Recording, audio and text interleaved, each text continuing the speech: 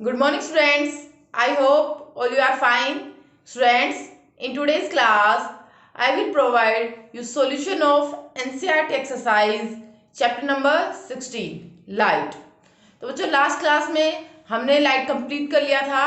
आज हम लाइट की एनसीईआरटी एक्सरसाइज का सॉल्यूशन करेंगे। ठीक है बच्चों। तो देखो बच्चों, हमारा फर्स्ट क्वेश्चन है सपोज। आप सपोज करो you are in a dark room, कि आप एक अंधेरे वाले कमरे में हो। ऐसा कमरा जिसमें क्या है, अंधेरा है।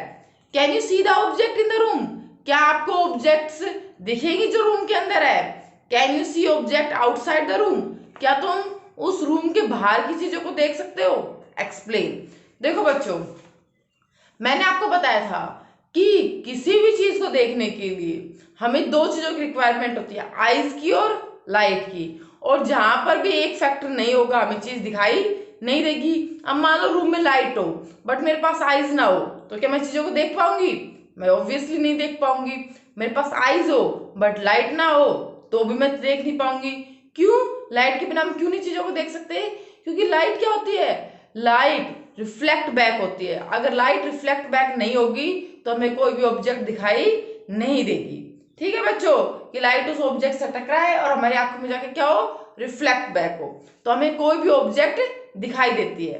तो देखो इस क्वेश्चन का आंसर क्या हो जाएगा, can you see object in the rooms, हम रूम में जो ऑब्जेक्ट है उसको नहीं देख सकते। Can you see object outside the room, क्या तुम रूम के आउटसाइड की चीजें देख सकते हो। अब रूम के अंदर ही तो अंधेरा है, रूम के बाहर तो अंधेरा नहीं है। अब रूम के बाहर अंधेरा नहीं है तो हम रूम के बाहर की चीजों को इजिली देख सकते हैं। ठीक है। अब वो पूछ रहे एक्सप्लेन करो क्यों नहीं देख सकते। मैंने आपको अभी अभी रीजन एक्सप्लेन किया। अगर लाइट नहीं होगी तो रिफ्लेक्शन नहीं होगा, रिफ्लेक्ट बैक नहीं होगी लाइट, और जब लाइट रिफ्लेक्ट बैक नहीं होगी तो हमें कोई चीज दिखाई नहीं देगी। ठीक है बच्चों। अब देखो नेक्स्ट क्वेश्चन हमारा, differentiate between regular and diffuse reflection. Does diffuse reflection means the failure of the law of reflection. देखो बच्चों, मैंने आपको रेगुलर रिफ्लेक्शन और डिफ्यूज रिफ्लेक्शन करवाया था। Regular and diffuse reflection.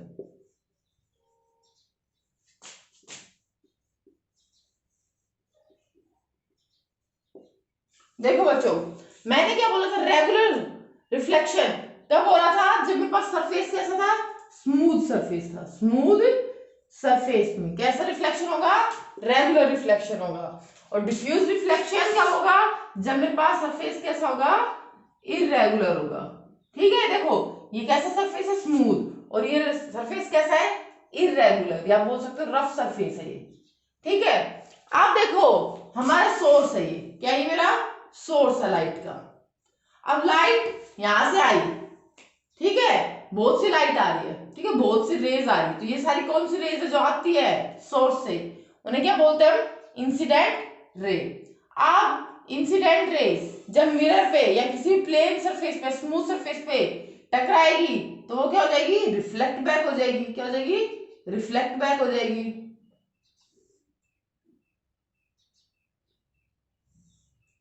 देखो तो ये क्या बोल रहा है कि रेगुलर रिफ्लेक्शन कब होता है, जब हमारा सरफेस कैसा हो, स्मूथ हो, और जो रिफ्लेक्टेड रेज है कौन कौन सी, ये वाली, ये तीनों क्या है, रिफ्लेक्टेड रेज, और ये तीनों क्या है, हमारे इंसिडेंट रेज। जब हमारे रिफ्लेक्टेड रेज क्या होगी, एक दूसरे के पैरेलल हो तो कौन सा रिफ्लेक्शन होता है बच्चों, रेगुलर रिफ्लेक्शन होता है। आप देखो इरेगुलर या डिफ्यूज रिफ्लेक्शन, तो ये कब होता है, जब हमारा सरफेस कैसा हो, इरेगुलर हो, ठीक है, हमारा सरफेस रफ हो। तो अब देखो इंसिडेंट लाइट इस पर गिरेगी, ठीक है, तो वो रिफ्लेक्ट बैक करेगी। अब देखो यहां पर गिरेगी इंसिडेंट लाइन तो रिफ्लेक्ट बैक करेगी। अब बताओ ये और ये लाइन एक दूसरे के पैरेलल है, ये लाइन एक दूसरे के पैरेलल नहीं आएंगी। ठीक है, एक दूसरे के पैरेलल नहीं आएगी। देखो ये लाइन एक दूसरे के पैरेलल, रिफ्लेक्टेड रेज पैरेलल नहीं है, तो ये कैसा रिफ्लेक्शन है बच्चों, डिफ्यूज रिफ्लेक्शन है। अब देखो इसी क्वेश्चन में एक सेकंड पार्ट पूछा गया है कि डिफ्यूज रिफ्लेक्शन लॉ ऑफ, किसको, लॉ ऑफ रिफ्लेक्शन को डिसोबे करता है। बोलते नहीं, डिसोबे नहीं करता। देखो जो सरफेस इरेगुलर है उसकी वजह से ये सारी रिफ्लेक्टेड रेज एक दूसरे के पैरेलल नहीं है, बट एंगल ऑफ इंसिडेंस और एंगल ऑफ रिफ्लेक्टेंस अब भी क्या होगा, सेम होगा। और नॉर्मल रेज, इंसिडेंट रे और रिफ्लेक्टेड रे अब भी हमारे क्या होगी, सेम प्लेन में लाई करेगी। ठीक है बच्चों, तो ये हमारा सेकंड क्वेश्चन हुआ। तो सेकंड क्वेश्चन में यही था कि रेगुलर और डिफ्यूज रिफ्लेक्शन में डिफरेंस बताओ। तो आप बता रहे ये स्मूथ सरफेस पे होता है, ये इरेगुलर सरफेस पे होता है। सेकंड डिफरेंस बताना, यहाँ पे जो रिफ्लेक्टेड रेज होती है एक दूसरे के पैरेलल होती है, यहाँ पे पैरेलल नहीं होती। ठीक है, डिफरेंस हो गए। फिर आप उसके बाद पूछा गया आपसे कि जो हमारा इरेगुलर या डिफ्यूज रिफ्लेक्शन होता है वो लॉ ऑफ रिफ्लेक्शन को वॉयलेट करता है। तो आप बोलोगे नहीं, वो वॉयलेट नहीं करता। क्यों? क्योंकि ये सरफेस इरेगुलर है, इसलिए एक दूसरे के पैरेलल नहीं है। पर हमारा क्या, अब भी हमारा लॉ ऑफ रिफ्लेक्शन इसमें ओबे हो रहा है। ठीक है बच्चों, अब देखो नेक्स्ट करते हैं अपना question. Mention against each of the following whether regular और diffuse reflection will take place when a beam of light strike, justify your answer in each case. ठीक है, तो यहाँ आपको कुछ सरफेसेस दिए हुए हैं। ठीक है बच्चों, कुछ सरफेस दिए हुए, उन सरफेस में आपको बताना है कि ये हमारे पास रेगुलर रिफ्लेक्शन होगा या डिफ्यूज रिफ्लेक्शन होगा। तो आप सबको पता है रेगुलर रिफ्लेक्शन कौन से सरफेस पे होता है, स्मूथ सरफेस पे होता है, और इरेगुलर या डिफ्यूज रिफ्लेक्शन इरेगुलर सरफेस पे होता है। ठीक है, तो देखो पहले हम करेंगे पॉलिश्ड वुडन टेबल। पहला क्या है ऑप्शन हमारा, पॉलिश्ड वुडन टेबल। देखो बच्चों, अगर वुडन टेबल होती तो डेफिनेटली आप बोलोगे मैम चाहे उसका सरफेस रफ नहीं लगता, बट एक्चुअली बच्चों रफ होता है अगर आप उसको लेंस से माइक्रोस्कोपिक लेवल पर जाकर देखोगे तो। ठीक है, पर जब हमने उसके ऊपर पॉलिश कर दी तो वो सरफेस कैसा हो गया, स्मूथ हो गया। ठीक है, तो स्मूथ सरफेस कैसी रिफ्लेक्शन शो करता है, हमारी रेगुलर रिफ्लेक्शन शो करता है। तो ये कौन सी रिफ्लेक्शन शो करेगा, रेगुलर रिफ्लेक्शन। ठीक है बच्चों, नेक्स्ट है चॉक पाउडर। कौन सा नेक्स्ट है, चॉक पाउडर। तो आप चॉक पाउडर देखते हो, आपको चॉक पाउडर कैसा होता है, उसका सरफेस इरेगुलर होता है। कैसा होता है बच्चों, इरेगुलर होता है। इरेगुलर होता है तो कौन सी रिफ्लेक्शन शो करेगा, डिफ्यूज रिफ्लेक्शन शो करेगा। नेक्स्ट है बच्चों कार्डबोर्ड का सरफेस। कैसा सरफेस, कार्डबोर्ड का सरफेस। आपने कार्डबोर्ड देखा होगा, उसका सरफेस, कार्डबोर्ड का सरफेस कैसा होता है बच्चों, इरेगुलर होता है। ठीक है, तो कौन सी रिफ्लेक्शन शो करेगा, डिफ्यूज रिफ्लेक्शन शो करेगा। अगला है marble floor with water spread over it. एक तो मार्बल का फ्लोर है, ऊपर से उसके ऊपर वाटर डाल दिया।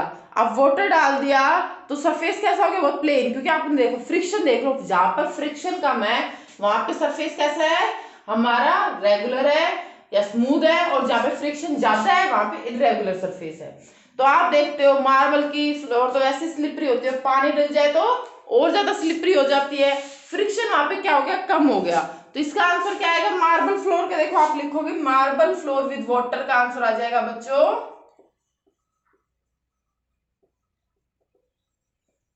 क्या आएगा, मार्बल फ्लोर विद वाटर का आंसर हमारा आएगा स्मूथ, मतलब रेगुलर रिफ्लेक्शन। नेक्स्ट है बच्चों मिरर।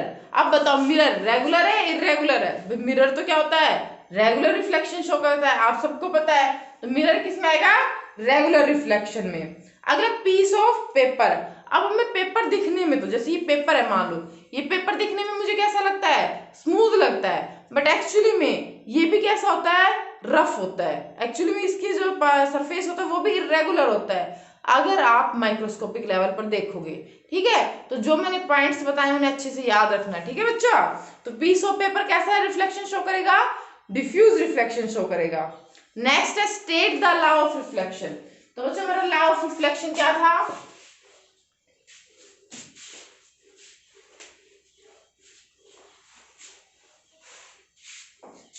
Law of reflection. तो देखो लॉ ऑफ रिफ्लेक्शन हमने यहाँ पे क्या ले लिया था, मिरर ले लिया। ठीक है, यहाँ पे सोर्स है और सोर्स से मेरी कौन सी रे आ रही है, इंसिडेंट रे। कौन सी रे आ रही है, इंसिडेंट रे। ठीक है, जब वो सरफेस से टकराई तो वो क्या हो गई, रिफ्लेक्ट बैक हो गई। क्या हो गई बच्चों, वो रिफ्लेक्ट बैक हो गई। इसको कौन सी रे बोलते हैं, रिफ्लेक्टेड रे। रिफ्लेक्टेड रे। इंसिडेंट रे और रिफ्लेक्टेड रे के बीच में मैं एक लाइन ड्रॉ करूंगी, इमेजिनरी लाइन, जो किसके परपेंडिकुलर होगी, मिरर की क्या होगी, परपेंडिकुलर होगी। ठीक है, तो इसको हम क्या बोलते थे, नॉर्मल रे। ठीक है, इसको क्या बोलते थे, नॉर्मल। हमारे इंसिडेंट रे, नॉर्मल रे और reflected ray, all lie in same plane। यही तो हमारा फर्स्ट लॉ ऑफ रिफ्लेक्शन था कि इंसिडेंट रे, नॉर्मल रे and reflected ray all lie in same plane। जो इंसिडेंट रे और नॉर्मल रे के बीच में जो एंगल बनता था उसको हम क्या बोलते थे? एंगल ऑफ इंसिडेंस बोलते थे। और नॉर्मल रे और रिफ्लेक्टेड रे के बीच में जो एंगल बनता था उसको क्या बोलते थे? Angle of reflectance. अब इसको किससे डिनोट करते थे? एंगल आर से। तो हमारा सेकंड लॉ ऑफ रिफ्लेक्शन क्या था बच्चों? हमारा सेकंड लॉ ऑफ रिफ्लेक्शन था इंसिडेंट एंगल किसके इक्वल होगा? एंगल ऑफ रिफ्लेक्शन के इक्वल होगा। आई बच्चों बात समझ में? तो हमारे ये क्या हमने स्टेट कर दिया, हमारे क्या लॉ ऑफ रिफ्लेक्शन हमने यहाँ पे क्या कर दिया? स्टेट कर दिया, बता दिया। अब देखो बच्चों हमारा नेक्स्ट क्वेश्चन है, describe an activity to show that incident ray, reflected ray and normal ray at the point of incidence lie in the same plane. क्या आपको एक एक्टिविटी शो करनी है? क्या करनी है आपको? एक एक्टिविटी शो करनी है। तो देखो बच्चों आप सामने क्या ले लेना? एक मिरर ले लो। सामने क्या ले लो? एक मिरर ले लो। अपनी टेबल के ऊपर क्या रखोगे? मिरर को रखोगे। यहाँ पर तुम क्या टेबल के जस्ट सामने, मान लो ये क्या मेरी टेबल है, ठीक है? टेबल के इधर मैंने क्या रख दिया? मिरर रख दिया। इधर मैं क्या करूंगी? एक पीस ऑफ पेपर लूंगी। क्या लूंगी? एक पीस ऑफ पेपर लूंगी और उस पेपर में एक होल कर लूंगी, कहीं पर भी होल कर लो। आप देखो मैंने होल क्यों किया है? क्योंकि मैं चाहती हूँ मेरी एक ही बीम जाए लाइट में, तो पतली सी बीम जाए ताकि मुझे अच्छे से दिखे। तो मैंने क्या कर लिया? उसको एक होल कर लिया। अब मैंने क्या कर दिया? रूम में पूरी डार्क, रूम कैसा कर दिया? पूरा डार्क कर दिया। रूम में बिल्कुल कोई उजाला नहीं है। अब मैंने क्या ली? लाइट ली। क्या ली बच्चों? लाइट ली। अब मेरी जो लाइट है वो लाइट इस होल में से पास थ्रू होकर कहाँ जाएगी? मिरर के ऊपर जाएगी। क्योंकि देखो यहाँ पे सामने क्या रखा है? मिरर। इधर से मैंने होल किया, उस होल में से देखो ये लाइट जा रही है। लाइट जाके किससे टकराई? मिरर से टकराई। अब मिरर से टकराई तो मिरर इसे क्या कर देगा? रिफ्लेक्ट बैक कर देगा। क्या कर देगा? Reflect back. ये डायग्राम बोर्ड पे अच्छे से बन नहीं पा रहा, पर समझो कि देखो सामने क्या है? मिरर है। ये तुम्हारी टेबल है। टेबल के इधर तुमने एक पेपर रखा हुआ है, पेपर में से तुमने होल किया, होल में से लाइट जा रही है और लाइट वहां से टकरा रही है। तो तुम देखोगे हमारी इंसिडेंट रे, रिफ्लेक्टेड रे और जो हमारी नॉर्मल रे है वो क्या है? एक ही प्लेन में है। ठीक है, एक ही प्लेन में दिखेगी। और आप इस एंगल को क्या कर लेना? मेजर कर लेना। ये एंगल भी क्या होगा? हमारा एंगल भी इक्वल होगा।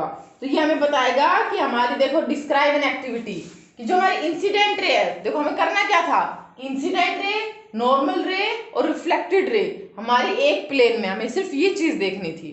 ठीक है, तो एंगल मेजर करने की कोई जरूरत नहीं है। ठीक है, वैसे भी आपको प्रॉब्लम्स आ जाएंगी। तो आपको क्या करना है? इंसिडेंट रे और यहाँ पे क्या है? ये रिफ्लेक्टेड रे और ये कौन सी? नॉर्मल रे। ये सिर्फ आपको एक ही प्लेन में दिखेगी, एक ही लाइन में दिखेगी। जब एक ही लाइन में दिखेगी तो आप बता दोगे कि हाँ मैम ये तो एक ही प्लेन में है। ठीक है, मान लो इधर से क्या जा रही थी? मान लो ये मेरी कौन सी थी? Incident ray. तो मेरी रिफ्लेक्टेड रे कहाँ मिलेगी? इधर मिलेगी। और मेरी नॉर्मल रे इसमें। तो जो तीनों रे है वो मेरी किस में? एक ही प्लेन में है। अब बच्चों नेक्स्ट क्वेश्चन हमारा filling the blanks in the following, कि हमें filling the blanks fill up करने हैं। तो वो बोल रहा है पहला फिलिंग द ब्लैंक्स से पढ़ो सारे बच्चे। A person 1 metre in front of a plane mirror, कि एक पर्सन खड़ा है कहाँ पे? प्लेन मिरर के फ्रंट में खड़ा है। कितने मीटर? 1 मीटर दूर खड़ा है। ठीक है, जैसे ये मेरा मिरर है, इस मिरर के सामने एक पर्सन खड़ा है, वो कितनी दूर खड़ा है? 1 मीटर दूर खड़ा है। ठीक है, अब वो बोल रहा है वो इमेज से, इमेज देखो अब इमेज क्या फॉर्म होगी? इमेज भी 1 मीटर दूर फॉर्म होगी। ठीक है, ये मेरी इमेज हो गई, ये मेरा पर्सन हो गया, ये मेरा मिरर हो गया, ये मेरी इमेज हो गई। तो बोल रहे पर्सन और इमेज के बीच का डिस्टेंस बताओ। तो पर्सन और इमेज के बीच का डिस्टेंस क्या हो जाएगा? 1 + 1 2 मीटर। कितना हो जाएगा? आप फिल इन द ब्लैंक्स में क्या फिल करोगे बच्चों? 2 मीटर। ठीक है, नेक्स्ट करते हैं। नेक्स्ट क्वेश्चन है इफ यू टच योर, अगर आप अपने क्या कर रहे हो? ईयर टच कर रहे हो। ठीक है, with right hand, right hand मेरा ईयर है, मैं इससे क्या कर रही हूँ? अपनी ईयर को टच कर रही हूँ in front of a plane mirror. मैं मतलब मैं किसके सामने खड़ी हूँ? एक मिरर के सामने खड़ी हूँ। तो मैंने अपना हैंड कौन सा यूज किया है? हैंड मुझे पता है, अभी मैंने हैंड कौन सा यूज किया? Right hand. बट अभी मुझे ईयर नहीं पता मैंने ईयर कौन सा यूज किया है। तो अभी थोड़ी देर वेट करो, आगे क्वेश्चन पढ़ते हैं। तो मिरर में क्या दिखता है? मिरर में दिखता है कि अपने कौन सा ईयर पकड़ा हुआ है? राइट ईयर पकड़ा हुआ है। देखो मिरर में अगर राइट ईयर दिख रहा है तो आपने डेफिनेटली कौन सा ईयर पकड़ा होगा? भाई आपने लेफ्ट ईयर पकड़ा होगा। और आपको ये मैंने कौन सा हैंड से पकड़ा था? मैंने राइट हैंड से पकड़ा था। तो मिरर में मुझे कौन सा हैंड दिख रहा होगा? मेरा लेफ्ट हैंड दिख रहा होगा। तो 2 फिल इन द ब्लैंक्स है। तो पहले में क्या आएगा बच्चों? पहले में आएगा लेफ्ट और सेकंड में भी क्या आएगा हमारा लेफ्ट, दोनों में आंसर क्या आएगा लेफ्ट आएगा। क्यों ऐसा क्यों हो रहा है? मैंने आपको बताया था ना, जो हमारा प्लेन मिरर होता है, जो अपने घर में यूज करते हो मिरर, वो कैसे इन्वर्जन शो करता है? Lateral inversion. अगर मैं मिरर में अपना राइट हैंड यहाँ पे, मतलब मैं ओरिजिनल में अगर अपना राइट हैंड उठाऊंगी तो मुझे वहां पर कौन सा हैंड दिखेगा? Left hand. आप ये सब अपने घर पे ये एक्टिविटी परफॉर्म करके देख सकते हो। अगर आप कौन सा हैंड उठाओगे, अपना लेफ्ट हैंड उठाओगे, तो आपको कौन सा हैंड दिखेगा? राइट हैंड दिखेगा। ठीक है बच्चों, अब देखो अगला है द साइज ऑफ प्यूपिल बिकम्स। बोल रहे साइज, प्यूपिल का साइज क्या हो जाता है? कैसा हो जाता है? जब आप डिम लाइट देखते हो तो डिम लाइट, जैसे आप बोलते हैं ना, जैसे आप डिम लाइट देखते हो, अपनी आंखें बड़ी बड़ी करके देखते हैं हम, तो मतलब प्यूपिल का साइज क्या हो जाता है? बड़ा हो जाता है। ठीक है, जैसे अगर हम और क्या करेंगे, हमारे बहुत ब्राइट लाइट हमारी आंखों मारती तो हमारी आंखें जल्दी से बंद हो जाती है, तो प्यूपिल का साइज क्या हो गया? छोटा हो गया। सिर्फ समझाने के लिए, याद रखने के लिए बता रही हूँ। ठीक है, तो इसमें क्या कहता है? Size of pupil become large when you see in dim light. Next है नाइट बर्ड्स। नाइट बर्ड्स के पास कौन ज्यादा होती है? Sorry, cones than rods. तो नाइट बर्ड्स के पास क्या ज्यादा होती है? कौन ज्यादा होती है, रोड ज्यादा होती है।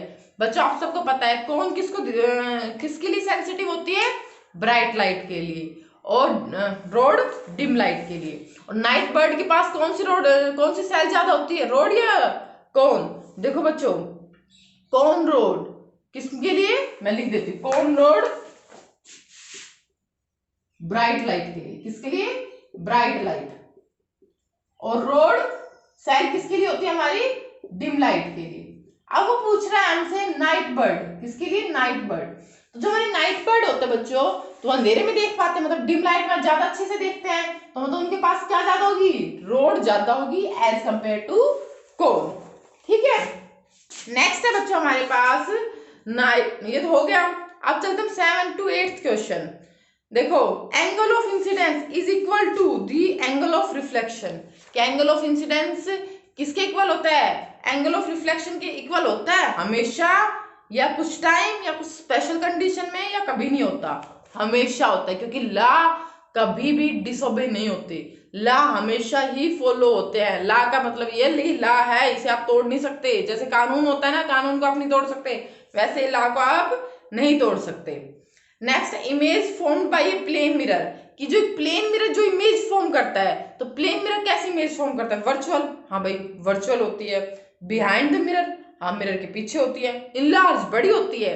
देखो आप मिरर में आप सब अपने आप को देखना, तो आपको पता चलेगा कि आप जिस साइज के हो उसी साइज की आपकी क्या इमेज बनेगी, बड़ी थोड़ी बन जाएगी। आप छोटे हो 2 फीट के और इमेज बन रही 20 फीट की, ऐसा थोड़ी होता है, नहीं होता। जो अपने घर में नॉर्मल जो मिरर होता है, प्लेन मिरर, उसमें तो नहीं होता ऐसा। बोल दो बिल्कुल सही है, तो पहला ऑप्शन क्या हो गया? गलत हो गया। सेकंड है वर्चुअल, कैसे होती है? वर्चुअल होती है, बिल्कुल सही है। मिरर के पीछे बनती है, बिल्कुल सही है। ऑफ सेम साइज, और कैसे साइज की होती है? सेम साइज की होती है। ठीक है बच्चों, तो सेकंड ऑप्शन हमारा क्या हो जाएगा? करेक्ट हो जाएगा। अगला हमारी रियल तो बनती ही नहीं है, तो सी और डी ऑप्शन तो क्या हो गया? हमारी कैंसिल आउट ही हो गए। अब है 9th, describe the construction of kaleidoscope. किसकी कंस्ट्रक्शन दिखानी है? कैलिडोस्कोप की। देखो बच्चों, कैलिडोस्कोप हमें ब्यूटीफुल डिजाइन देखने में हेल्प करता है। क्या करता है? Beautiful design. देखो कल भी बच्चों ने पूछा था, तो देखो मैं आज यहाँ पे एक डायग्राम लगा दूंगी, क्योंकि यहाँ पे थोड़ा समझाना थोड़ा मुश्किल हो जाता है। ठीक है, देखो इसके लिए आपको 3 रेक्टेंगुलर, क्या 3 रेक्टेंगुलर ग्लास की जरूरत है। ठीक है, आप उस 3 रेक्टेंगुलर ग्लास को कैसे प्लेस करोगे? आप ऐसे प्लेस करोगे। देखो ये मान लो एक रेक्टेंगुलर ग्लास स्ट्रिप है, इतना छोटा ना एक स्ट्रिप है।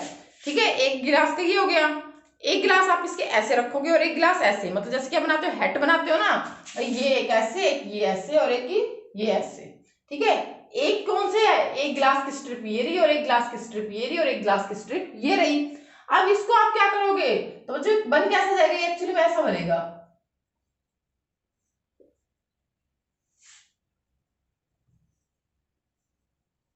ऐसा बन जाएगा ना। जब आप 3 ग्लास की स्ट्रिप को रखोगे, तो आप इसको आप क्या करोगे?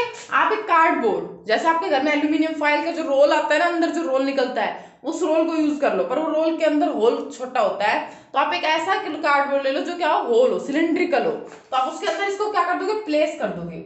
ठीक है, प्लेस कर दिया। अब आप उसकी एक साइड को क्या कर दोगे? कवर अप कर दोगे। क्या कर दोगे? कवर अप कर दोगे, और यहाँ पे क्या रख दोगे? होल बना दोगे। क्या बना दोगे? होल, देखने के लिए। और नीचे की साइड आप एक राउंड मतलब डिस्क लाइक स्ट्रक्चर लगाओगे, जिसे आप रोटेट कर सकते हो। क्या कर सकते हो? रोटेट, यहाँ पर, ठीक है। और वहां पर आप क्या रखोगे? टूटे हुए बैंगल्स के पीस रख दोगे। क्या हो गए? बैंगल्स के पीस, या कुछ कांच की चूड़िया या कांच के कुछ छोटे छोटे पार्टिकल्स कुछ भी रख दोगे। आप देखो क्या होगा, जब आप यहाँ से देखोगे तो आपको, अब देखो यहाँ पे कांच रखा है, ग्लास के पीसेस रखे हुए हैं, तो आप सबको पता है, देखो ये सारे क्या है? ये तो ग्लास, 3 ग्लास की ना रेक्टेंगुलर, ये वही तो है। अब ये क्या होगा बच्चों? ये हमें, अब यहाँ पे क्या होगा? Multiple reflection. क्या होगा? Multiple reflection. और मल्टीपल रिफ्लेक्शन होने से बड़े सुंदर डिजाइन बन जाता है। क्या हो जाता है? बड़ा सुंदर डिजाइन बन जाता है। अब आप जैसे जैसे इसको ऐसे रोटेट करोगे, डिजाइन क्या होता जाएगा? थोड़ा थोड़ा चेंज होता जाएगा, रंगोली जैसी शेप बन जाती है। ठीक है, आज मैं आपको पिक्चर्स लगा दूंगी, आपको अच्छे से समझ में आ जाएगा। कल रह गई थी गलती से, सॉरी फॉर दैट। ठीक है, नेक्स्ट है draw a label sketch diagram of human आई। एक ह्यूमन आई का डायग्राम करना है। कल मैंने आपको इमेज दी थी, तो आप कर लेना ह्यूमन आई। नेक्स्ट है बच्चों, Gurmeet wanted to perform an activity using a laser torch. क्या यूज करना चाहते हैं? Laser torch. Her teacher advised her not to do so. Can you explain the basis of teacher's advice? देखो क्या है, गुरमीत एक बच्चा है, वो क्या करना है? लेजर टॉर्च से एक एक्टिविटी परफॉर्म करना चाहता है, बट उसका टीचर है वो उसे मना करता है, नहीं नहीं तुम्हें लेजर टॉर्च को लेके कोई एक्टिविटी परफॉर्म नहीं करनी। क्यों? क्योंकि बच्चों आप सबको पता है लेजर टॉर्च में हार्मफुल रेडिएशंस होती हैं। अगर हम अपनी आईज में डालेंगे, कुछ बच्चे एक दूसरे की लेजर टॉर्च लेके आते हैं मेले में से और एक दूसरे की आंखों में मारते रहते हैं, बच्चों उस आंखों पर उसका बहुत बुरा साइड इफेक्ट पड़ता है, तो हमारी आंखें डैमेज होने का खतरा इंक्रीज हो जाता है। तो उसको कम करने के लिए कभी भी आपको लेजर लाइट एक दूसरे की आईज में नहीं डालनी चाहिए। ठीक है, अब नेक्स्ट है बच्चों, explain how can you take care of your eyes. तो अपने अपने आईज से कैसे टेक केयर कर सकते हो? कभी भी अपने आईज को रब मत करो। अगर आपके कुछ चला भी गया तो कभी भी रब मत करो, आप उसे ठंडे पानी से धो लो। अगर फिर भी जलन नहीं खत्म होती तो आप किसके पास जाओ? डॉक्टर के पास जाओ। आप बुक को 25 सेंटीमीटर की डिस्टेंस पे पढ़ो, ऐसे पास से भी नहीं पढ़नी और इतने दूर से भी नहीं पढ़नी। कितने पे पढ़नी है? 25 सेंटीमीटर। ठीक है बच्चों, अगर आपकी आंखों में चश्मे है आपको, तो आपको रेगुलर डॉक्टर के पास जाना चाहिए और चेक करवानी चाहिए। ठीक है, बाहर जा रहे हो, धूल मिट्टी डस्ट में जा रहे हो, तो आप स्पेक्स यूज करो। ठीक है, तो आपकी आंखें क्या रहेगी? प्रोटेक्ट रहेंगी। ये तो आसान क्वेश्चन है, आप भी कर सकते हो। नेक्स्ट है, what is the angle of incidence. क्या बताना है मुझे? एंगल ऑफ इंसिडेंस बताना है। क्या कैलकुलेट करना है? एंगल आई कैलकुलेट करना है मुझे।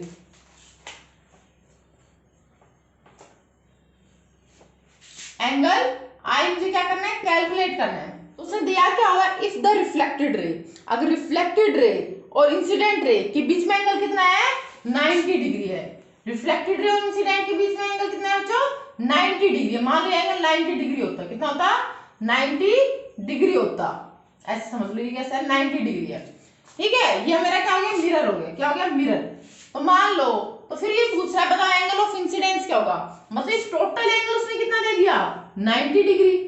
ठीक है, अब बीच में क्या आएगी? Normal ray. तो angle of, according to law of reflection, angle i हमेशा किसके इक्वल होता है? एंगल आर के इक्वल होता है।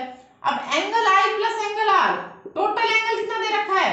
90 डिग्री। और हमें पता है एंगल आई किसके इक्वल होगा? एंगल आर के इक्वल होगा। तो मैं एंगल आई की जगह एंगल आर पुट कर सकती हूँ, या एंगल आर की जगह मैं एंगल आई भी पुट कर सकती हूँ। तो यहाँ पे देखो एंगल आर की जगह मैं क्या पुट करूंगी? Angle I. तो एंगल आई तो था यहाँ पर, plus angle I is equal to 90 degree. तो देखो ये क्या हो जाएंगे? 2 एंगल आई, कितना जाएंगे? 2 angle I is equal to 90 degree. Angle i कितना हो जाएगा? 90 डिवाइड बाई 2। 90 डिवाइड बाई 2 क्या होता है बच्चों? 45 डिग्री। दोबारा सुन लो क्वेश्चन। हमें क्या कैलकुलेट करना था बच्चों? एंगल ऑफ इंसिडेंस कैलकुलेट करना था। उसने बोला तुम्हारी इंसिडेंट रे और नॉर्मल रे के बीच में कितने डिग्री का एंगल है? 90 डिग्री। मतलब उसने ये वाला एंगल कितना दे दिया? 90 डिग्री। अब हमें पता है angle I is equal to angle R according to law of reflection. अब देखो, अब हमें पता है यहाँ पे ये देखो, ये क्या होता है? एंगल आई होता है और ये क्या होता है? Angle R. मतलब यहां से यहां तक का एंगल को हम क्या बोल सकते हैं? Angle I plus angle R is equal to 90 degree. अब देखो मुझे पता है मैं एंगल आर को क्या पुट कर सकती हूँ? एंगल आई पुट कर सकती हूँ। तो मैंने यहाँ पे क्या पुट किया? Angle I plus angle I. तो एंगल आई प्लस एंगल आई क्या होगा बच्चों? 90 डिग्री। तो 2 एंगल आई क्या हो जाएगा? 90 degree. Angle I 90 divide by 2 is equal to 45 degree. तो ये हमारा क्वेश्चन था।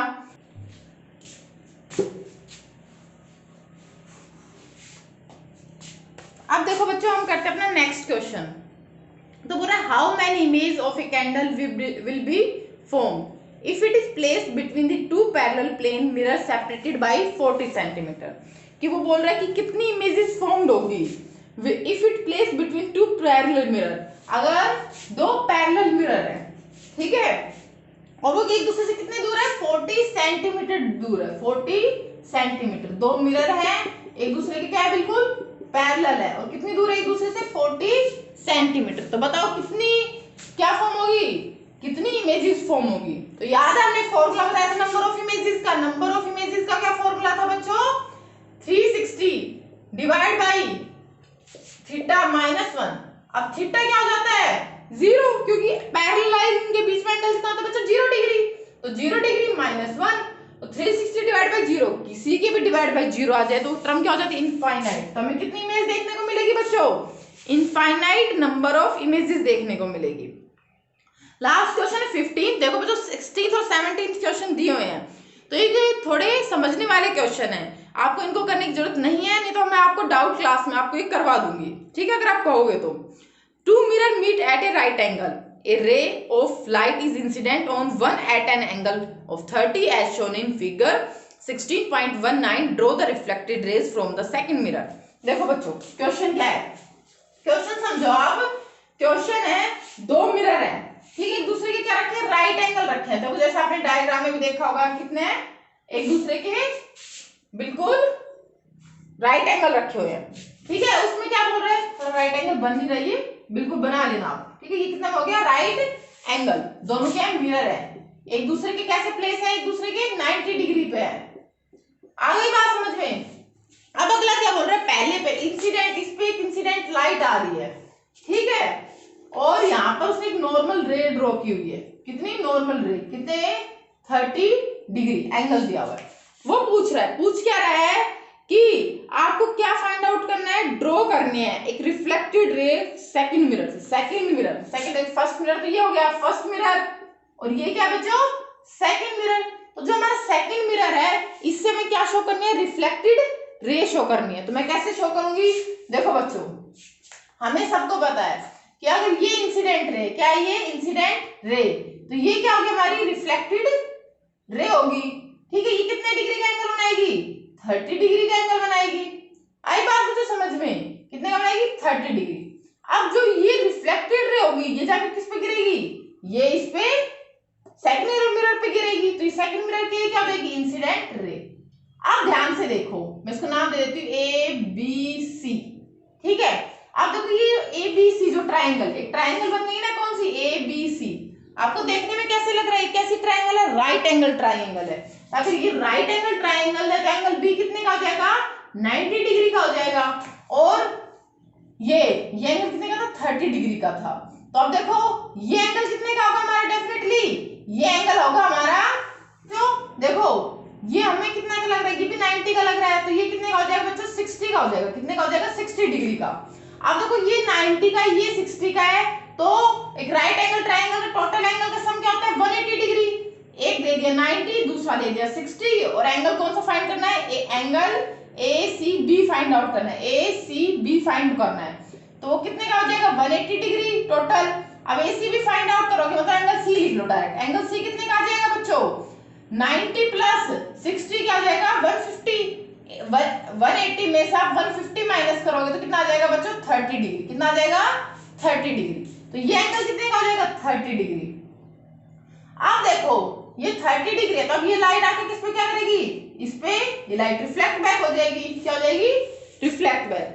अगर देखो बच्चों ये 30 डिग्री का एंगल है, तो देखो इधर देखो, तो ये 30 डिग्री है, तो ये एंगल बताओ कितना होगा। देखो ये 90 डिग्री का एंगल दिख रहा है आपको, तो ये 30 है, तो ये कितना हो जाएगा, 60 डिग्री, ठीक है। अब ये 60 डिग्री हो गया बच्चों, तो देखो ये 60 डिग्री है, ये एंगल ऑफ क्या है, इंसिडेंस। तो एंगल ऑफ रिफ्लेक्टेंस कितना होगा, 60 डिग्री।